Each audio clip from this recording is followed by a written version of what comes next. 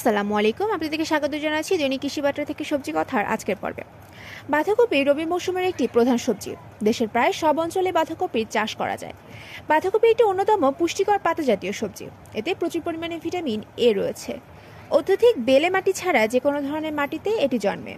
বেলে দোআঁশ থেকে পলি দোআঁশ মাটি এ ফসলের জন্য উপযোগী। জাতের মধ্যে আগাম জাত লাগাতে চাইলে লাগাতে হবে কেকে ক্রস এবং এক্সপ্রেস ক্রস জাত দুটি।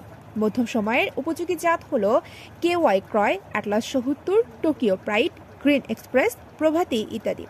আর দেরিতে লাগাতে চাইলে লাগাতে হবে Atlas ৭০, Leo ৮০, Savoy, Ruby Ball, Drum Head ইত্যাদি।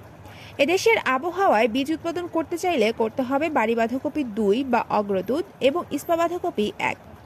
বাঁধাকপি সাধারণত শীতকালেই ভালো হয়। শীত মৌসুমে আগাম ও নাবি করেও চাষ করা যায়। তবে সম্প্রতি গ্রীষ্ম ও বর্ষাকালেও বাঁধাকপি উৎপাদিত হচ্ছে। এই সবজি চাষের জন্য জাতভেদে প্রতি হেক্টরে ৫০০ থেকে ৭০০ গ্রাম বীজের প্রয়োজন হয়। বাঁধাকপির চারা বীজতলায় উৎপাদন করে জমিতে লাগানো হয়। বীজতলার আকার ১ মিটার পাশে ও লম্বায় ৩ মিটার হওয়া উচিত। সমপরিমাণে বালি, মাটি ও জৈব সার মিশিয়ে ঝুরঝুরা করে বীজতলা তৈরি করতে হয়।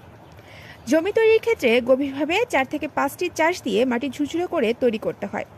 বীজ বপনের ৩০ থেকে ৩৫ দিন পর বিকেলবেলা জমিতে চারা রোপণ করতে হয়। এই সবজি চাষের জন্য যে পরিমাণ সারের প্রয়োজন হয় তা হল প্রতি শতকে গোবর ১২৫ কেজি, ইউরিয়া ১ কেজি, টিএসপি ৮০০ গ্রাম, এমওপি ৬৫০ গ্রাম দিতে হয়। সম্পূর্ণ গোবর ও টিএসপি সার জমি তৈরির সময় প্রয়োগ করতে হয়। ইউরিয়া ও এমওপি সার ২ কিস্তিতে চারা রোপণের ২০ থেকে ২৫ দিন পর একবার এবং ৩০ থেকে ৪০ দিন পর আরেকবার উপরি প্রয়োগ করতে হয়। সার দেওয়ার পরপরই সেচ দিতে হবে।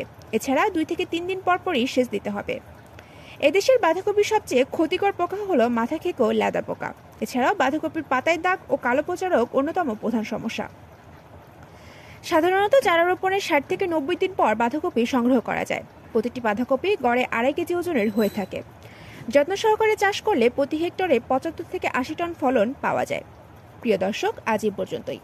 এতক্ষণ আপনাদের মূল্যবান সময় দিয়ে আমাদের সাথে থাকার জন্য ধন্যবাদ।